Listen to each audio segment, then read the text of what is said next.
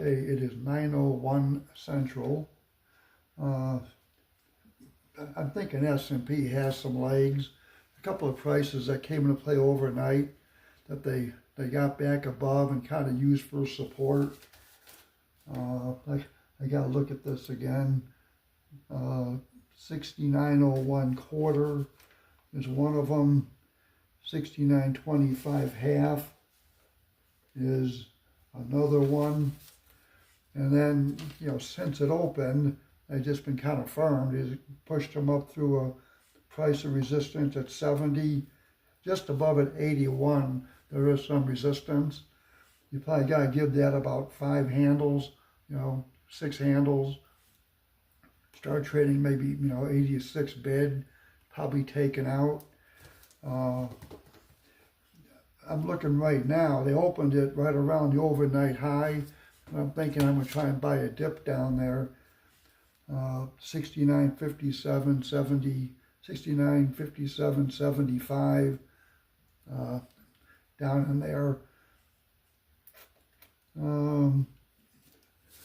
S&P, they take the 81 out. They have targets at 70.17 quarter. 70.17 quarter targets. Bonds is sitting with a little upside bias, but financials are kind of dead. But they did get a little push earlier in bonds, and which they kind of shook off when the S&P pushed up, but they held support in bonds. They're supposed to go up to 07, 116.07.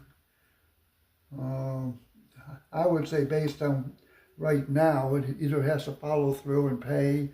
If it dips back into support, which is down there on 24.25, yeah, it can hold down there, but they gave it one look already.